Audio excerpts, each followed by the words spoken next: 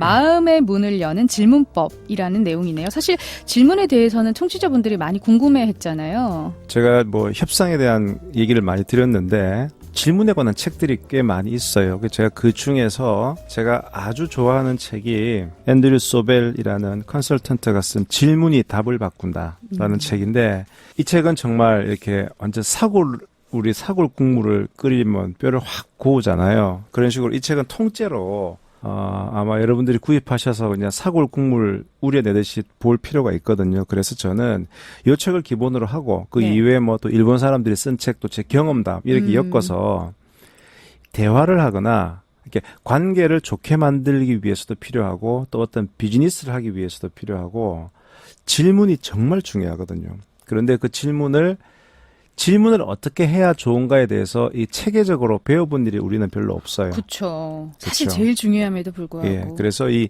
세계적인 컨설턴트가 얘기하는 네. 노하우, 그리고 또 제가 실제 경험을 통해서 하는 노하우. 그래서 요거는 전 처음에는 2회 분량으로 했는데 하다 보니까 3회는 해야 되겠더라고요.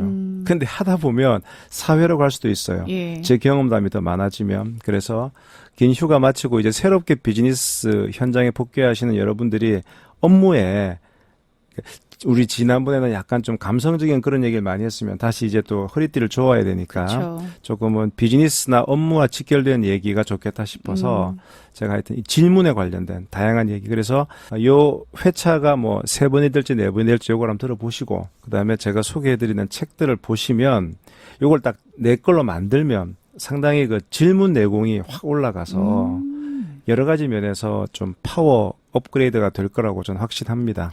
이 질문이 답을 바꾼다. 작가 이름을 한 번 더 말씀해 주시겠어요? 작가가 두 사람인데요. 네. 한 사람이 앤드류 소벨, 그다음에 제럴드 파나스. 예.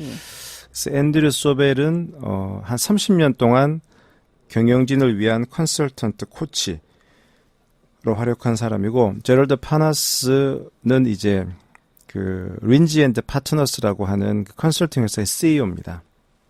네. 사실 보면 책들이, 저도 책을 엄청 많이 보잖아요. 그런데 이런 실전적인 책들이 있어요. 예. 요거는 진짜백이라고 하는. 그래서 요 책이 저는 아주 진짜백이 책이에요. 파워 퀘스천즈네요. 제 경험담 하나 말씀을 드릴게요. 제가 나이가 조금 들면서 이렇게 언론이랑 인터뷰를 꽤 했었어요. 지난 한 4, 5년 동안. 네, 주로 이제 책이 나오면 인터뷰를 하고, 그다음에 그 이외에도 뭐 다른 여러 가지 잡지들에서 인터뷰를 많이 하는데, 그러면 이제 인터뷰하는 사람이 인터뷰어가 되고 인터뷰 당하는 사람이 인터뷰이가 되잖아요. 근데 제가 여러 인터뷰를 하면서 그냥 뭐랄까 좀 식상한 질문, 그다음에 뭐 식상한 질문에 대한 식상한 대답, 뭐 그렇게 하다가 네. 올해 그 3월 정도에 그 팟빵 측에서 의뢰를 네. 해서 푸푸스스? 예, 푸푸스스에서 그 백상진 기자라고 네네. 제 대학 후배기도 하던데 그분이랑 인터뷰를 하게 됐어요. 인터뷰를 하게 됐는데 저는 이제 뭐 인터뷰니까 뭐 당연히 그냥 뭐 또 많이 해봤으니까 그 질문 사전에 주세요. 예. 이렇게 했는데 질문을 사전에 안 주더라고요. 그리고 그냥 편안하게 찬연하면서 얘기합시다. 그랬는데 그 인터뷰를 제가 한 번에 1시간 하고 두 번째 또 1시간 하고, 그 인터뷰가 저한테 되게 주는 느낌이 많았어요. 뭐냐 하면, 어라? 이런 질문을 하네? 근데 그 질문을 받으면서 제가 제 스스로를 다시 반추해보고, 네네. 그러니까 그 한 2시간의 질문을 주고받는 과정에서 그분은, 그 백상진 기자분은 원고를 썼겠지만 저는 저를 되돌아보게 된 거예요. 그리고 이런 것도 있었지. 그래서 나중에 푸푸스스에서 나온 인터뷰가 되게 긴데 그 인터뷰에 나왔던 내용은 제가 다른 어느 인터뷰에서도, 또는 심지어 제가 그렇게 많은 글을 블로그에 쓰면서도 거기서 쓰지 않았던 그런 내용들이 들어가 있는 거예요. 아마 우리 방송 들으시는 분들 모르실 수도 있는데 검색창에 네. 조성 변호사님 딱 치니까 그 제일 인터뷰가 위에 제일 뜨죠. 위에 뜨더라고요. 뭐 소송하지 마세요. 네. 뭐 이렇게 나오죠. 푸푸스스에서 이제 인터뷰한 내용입니다. 그래서 이 앤드류 소벨 책에 보면은 네. 그 얘기가 나오더라고요. 질문은 꼭 몰라서 질문하는 건 아니다. 그러니까 우리가 보통 질문이라고 하면 뭔가 알고 싶은데 모르니까 물어본다. 맞아요. 그런데 그 사람과의 관계를 좋게 하기 위해서 내가 이 사람을 어느 방향의 길로, 아스팔트 길로 이 사람을 안내할 거냐, 아니면 진짜 이 꽃과 풀이 있는 이 숲속길로 인도할 거냐, 그거는 초반에 어떻게 물꼬를 트는가에 따라 달라지는 그쵸. 것 같거든요. 네. 그래서 제가 그 백상진 기자의 지금은 그 친구가 국회에 들어가서 일을 하고 있는데 아주 스마트하고, 제가 이 방송을 빌어서 다시 한번 고마움을 표시하고 싶어요. 그래서 역시 질문을 어떻게 하는가에 따라서 질문 받는 사람이 완전히 이 모드가 색깔이 바뀌는구나, 그 느낌을 제가 좀 받았었어요. 질문에 대한 하나의 사례, 이 앤드류 소벨 책에 나오는 사례를 가지고 한번 설명을 드려볼게요. 저는 이 사례가 참 마음에 와닿던데, 작가가 컨설팅 회사에 있을 때였습니다. 근데 어느 대기업인 한 이동통신사하고 컨설팅 계약을 맺기 위해서 미팅을 가진 거예요. 그러면 이번 미팅을 통해서 이제 컨설팅 계약을 따내야 되는 거죠. 작가는 막 회사의 파트너로 승진한 상태였습니다. 그럼 실적을 내야 되겠죠. 그래서 새로운 대형 고객을 유치해서 회사에서 주목받고 싶은 마음이 굴뚝 같았죠.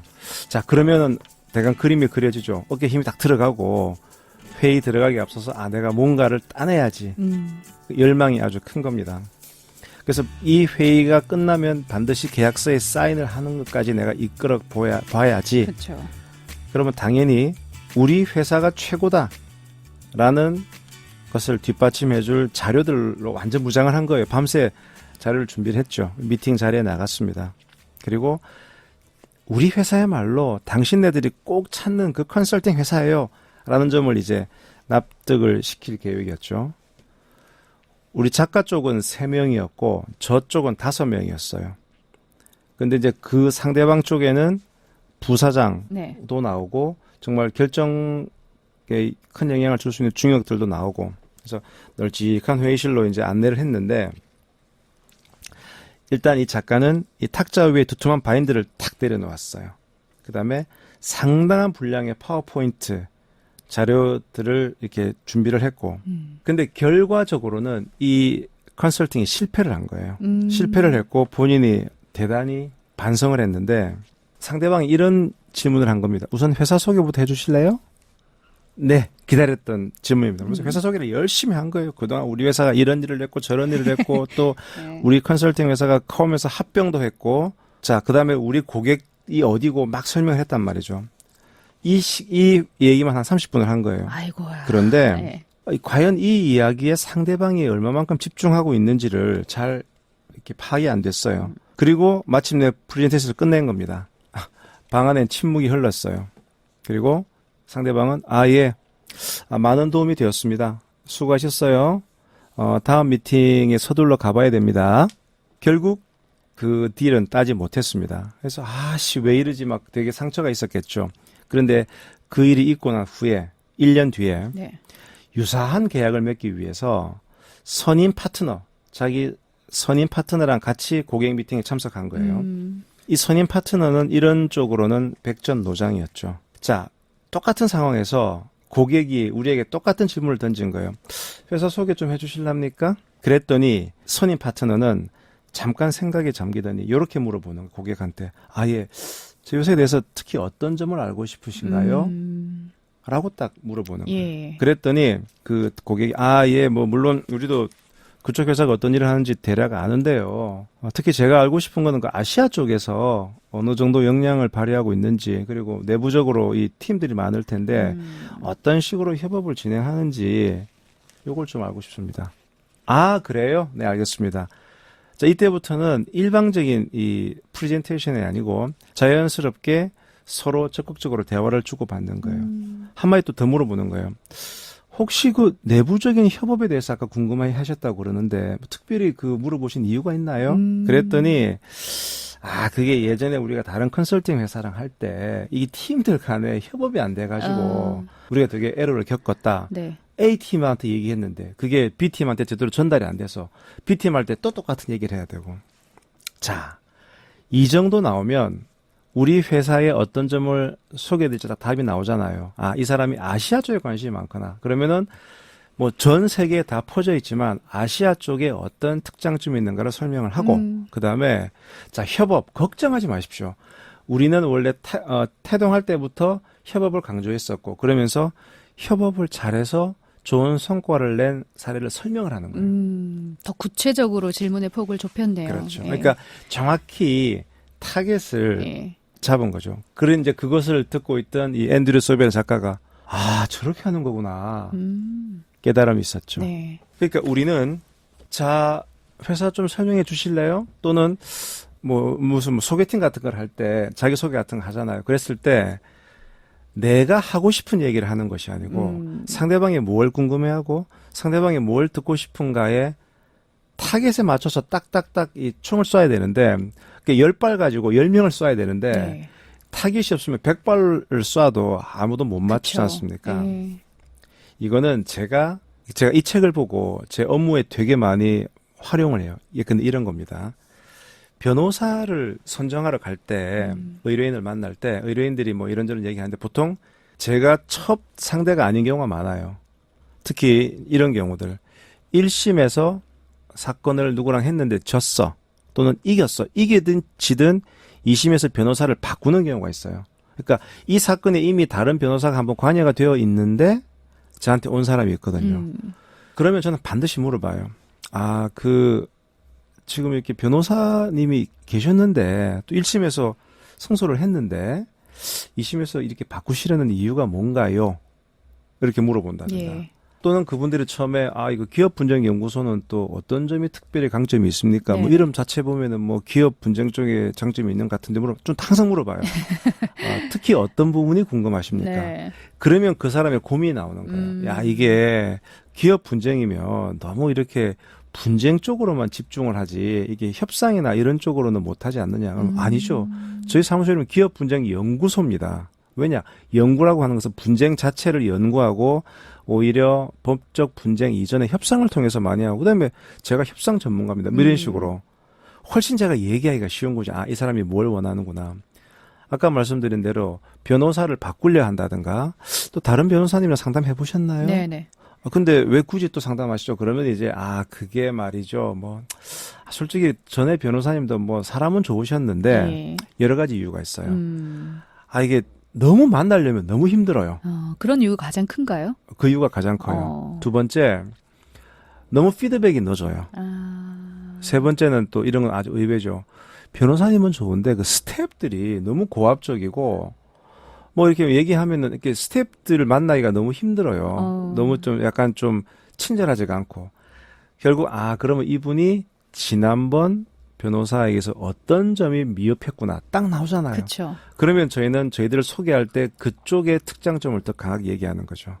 이런 것처럼 아까 갔을 때 뭔가 PT하러 가야 됐는데 또는 누구랑 얘기를 하는데 먼저 질문을 야, 너 뭐가 나한테 궁금해? 이렇게 물어보는 게 아니고 특별히 뭐 아시고 싶은 게 있으신가요? 부드럽게 던져줘서 그 사람이 답을 받으면 우리는 질문을 하니까 답을 하기가 쉬워지는 거죠.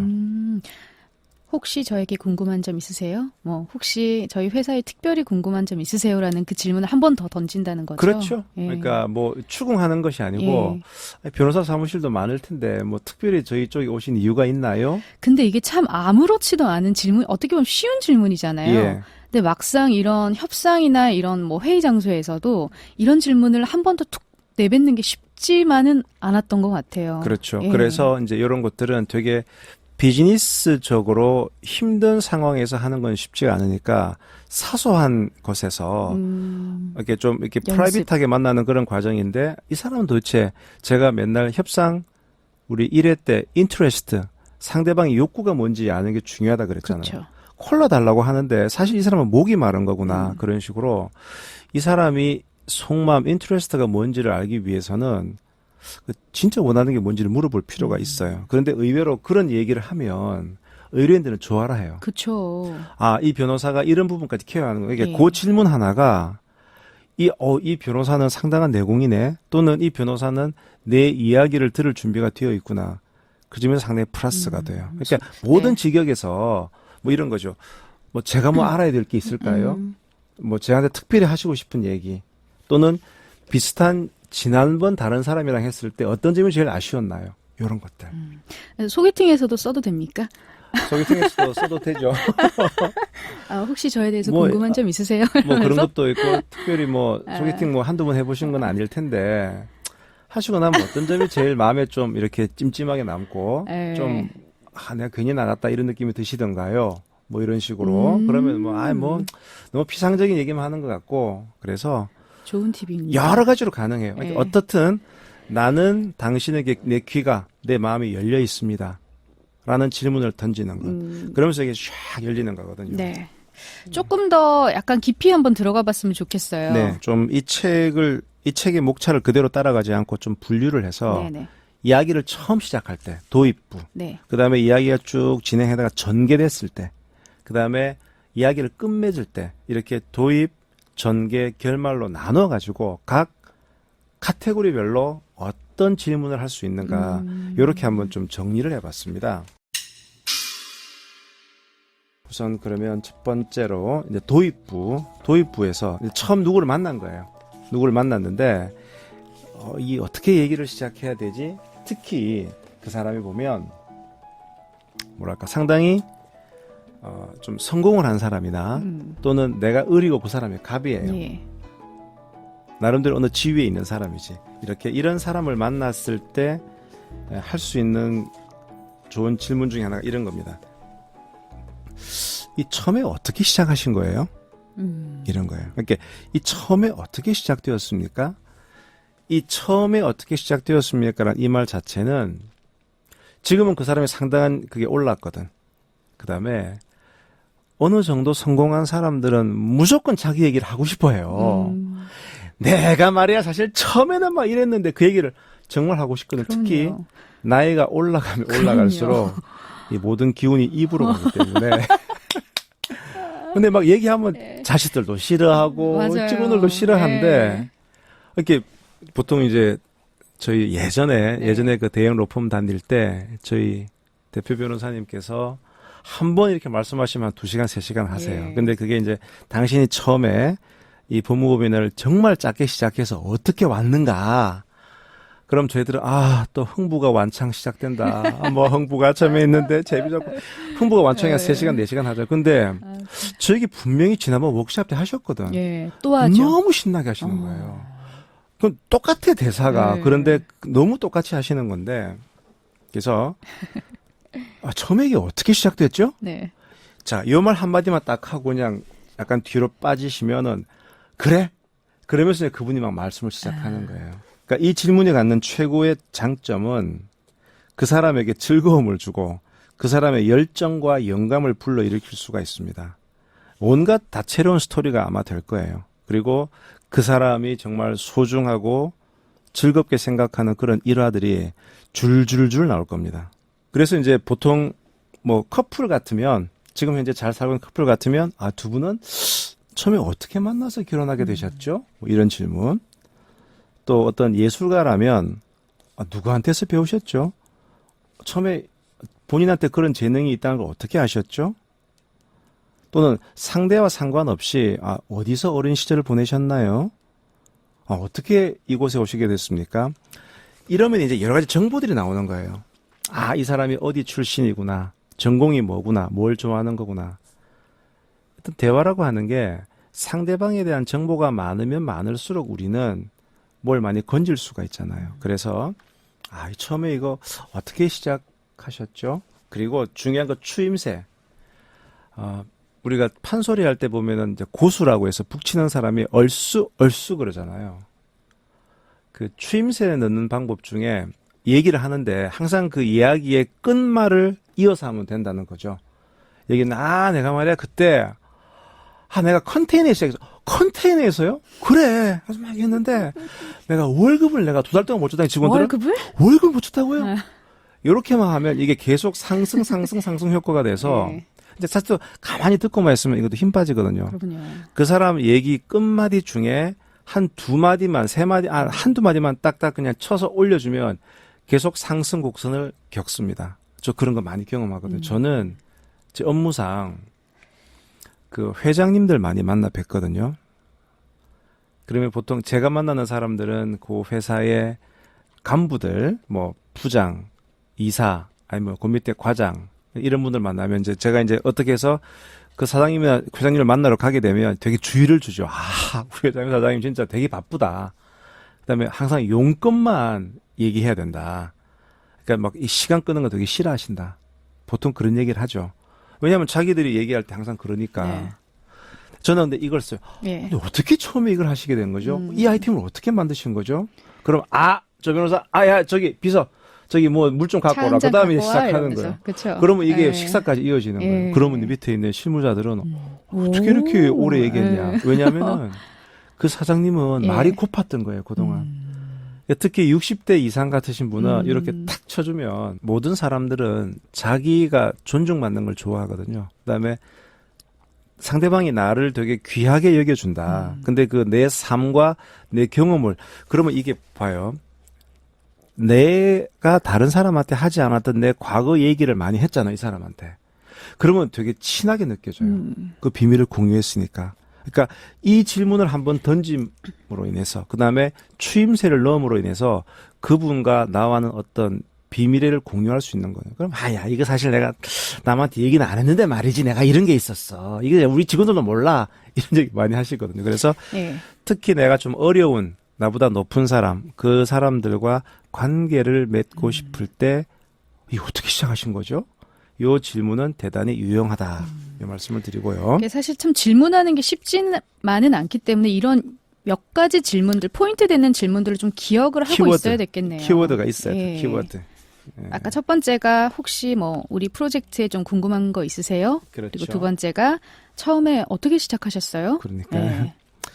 자, 그 다음에 또 네. 도입부에서 할 수 있는 또 하나가 이것도 역시 아예 책에 이렇게 돼 있네요. 높은 분들을 미소 짓게 만드는 질문이다. 아, 역시 나보다 훨씬 좀 위에 계신 그다음에 뭔가를 많이 이루신 분한테 사실 그런 사람 만나면 되게 우리가 좀 쫄잖아요. 네. 쫄고 뭐 괜히 질문 잘못했다가 뭐 좀 건방지다는 소리 들을 것 같고 그런데 이분들한테 하고 올 수 있는 가장 마부의 질문 알려드릴게요. 아직도 성취하고 싶은 것이 더 있다면 뭘까요? 너무 좋은 질문이네요. 그러면 네. 이 책에 이렇게 나와요. 어떤 경력을 가졌든 어떤 삶을 살고 있든 거의 모든 사람들은 아직 이루지 못한 꿈을 간직하고 있다. 하지만 다른 사람들이 그 꿈에 대해서 묻는 경우는 드물대요. 그러니까 이 질문을 하는 순간 아주 의미 깊고 멋진 순간이 펼쳐진다는 겁니다. 그래서 이제 이것은 이 질문 아직도 성취하시고 싶은 게 있다면 그게 뭘까요? 라는 질문을 언제 사용하면 좋으냐? 첫 번째, 이미 몇 차례 그 사람 만나봤어요. 그 사람과 좀 더 깊은 관계를 다지고 싶을 때 또는 이 몇 년 안에 은퇴를 앞둔 리더와 대화할 때 이런 것들은 괜찮습니다. 그러면 이제 좀 더 구체적인 이제 그 대화법은 물론 여기 이제 미국 책이니까 조금 한국화가 될 필요는 있겠지만 이런 톤이에요. 아직 시도하지는 못했지만 꼭 이루고 싶은 꿈이 있으신가요? 이런 질문이나 마음속에 품고 있는 다음 계획이 있으신가요? 지금 하는 일 이후에 당신이 꿈꾸는 그런 도전이 있으십니까? 그러면 이제 보통 이 질문은 금방 즉답이 안 나오는 거예요. 그래. 이러면서 생각하는 거죠. 생각을 하면서 거기서 그 사람의 어떤 가치관, 지향점, 그 사람의 인트레스트가 다 드러나는 거거든요. 그러면 이런 질문을 한 다음에 어떻게 질문을 이어질 수 있는가? 그럼 대략 언제쯤 그걸 시작하실 거죠? 이렇게 물어본다든가. 그럼 그 길로 가시려고 그러면 구체적으로 어떤 절차를 해야 되지요? 뭐 이렇게. 뭐 어떤 자격증이 필요한 건가요? 네. 이런 것들. 그래서 그 푸푸수스의 질문도 사실 가장 기억에 남았다는 이유가 변호사님 좀 생각하게끔 한 거잖아요. 그렇죠. 그러니까 그 백상진 씨의 질문이 내가 그 아직 생각 못 해봤는데? 그렇죠. 그래.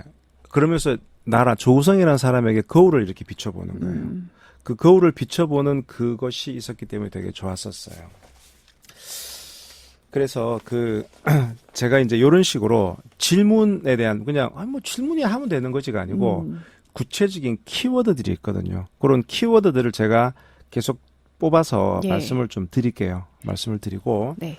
아까 우리 이제 제가 요즘 요거는 이제 요과 조금 관련 없이 끝 마무리로 제가 이제 일기 쓴 지가 한 3주가 되거든요. 네, 아유 꼬박꼬박 계속 쓰시더라고요. 그게 이제 뭐 일단 자기 선언적 효과 이래 가지고 제가 이제 페이스북에 쓰겠다라고 얘기를 네. 했잖아요. 그리고 제 페이스북 친구 중에 후배인데 엄청 이렇게 저를 갈구는 애가 있어요. 아, 그래요? 조금만 늦게 오면 선배님 왜 안 올리세요? 아, 그래요?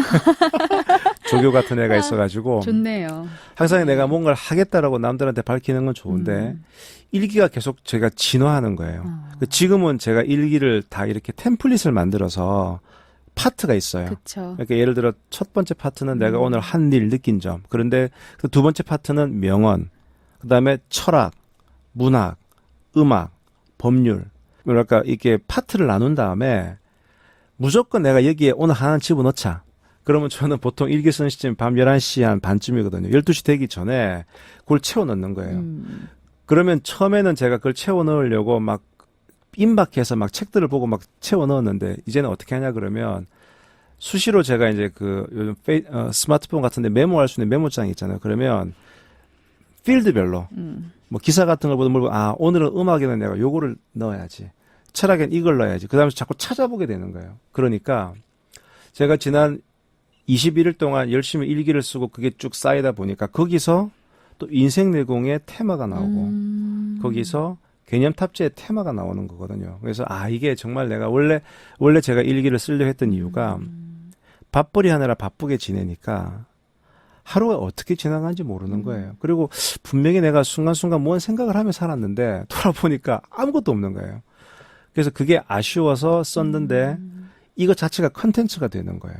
그리고 요즘은 이게 블로그를 뭐 운영하시니까 아시겠지만 되게 멀티미디어가 가능해서 블로그에 사진도 붙이고 그다음에 유튜브 같은 거 동영상을 이렇게 인베디드 시키면 거기서 바로 플레이도 가능하고 훨씬 이 컨텐츠 자체가 있어 보이거든요. 그냥 글만 쓰는 것보다. 저도 이제 일기를 쓰는데 변호사님 일기 쓰는 법이랑 제가 일기 쓰는 법이랑 다른 점을 발견했어요. 뭐예요? 변호사님은 카테고리를 미리 어느 정도는 정해놓고 네. 거기에 좀 그 비슷한 내용들을 이제 끼워 넣잖아요. 그렇죠. 저는 사실 저는 이제 손으로 직접 쓰거든요. 네. 근데 카테고리가 없어요. 그래서 막상 뭐 2017년 뭐 10월 10일 뭐 이런 식으로 적고 쭉 적으려고 하다 보면 때로는 뭘 적어야 할지를 모르는 날들이 있어요. 그렇죠. 그런 날들이 하루 이틀 쌓이니까 또 안 쓰게 되더라고요. 그러니까 그게 이제 카테고리가 좋은 게 뭐냐면 이런 거잖아요. 원래 일기라고 하는 게 그래 오늘 내가 무슨 일이지? 과거 회상. 예. 과거를 회상하면서 쓰는 게 일기인데 그게 아니고 저는 오늘 하루를 시작하면서 내가 오늘 어떤 점들을 생각해야 되겠다라고 미리 보는 거예요. 예전에 제가 그 직장 내공할 때 컬러 베스라는 표현을 한번 쓴 적이 있거든요. 컬러 베스, 컬러가 말 그대로 색깔이고 베스가 목욕인데 만약에 내가 오늘 하루에 내 아이템 색깔을 노란색으로 생각하고 아침에 시작하는 거예요. 그러면 내 주위에 노란색이 뭐가 있냐? 그럼 이제 보이는 거예요. 저도 노란색이었네? 저도 노란색이었네? 즉 사람이 뭔가를 인식하면 그때부터 보이는 거예요. 마찬가지로 내가 요즘 만약에 다이어트에 관심이 되게 많아졌어. 그러면 갑자기 내 주위에 다이어트 부분만 계속 보이는 거예요.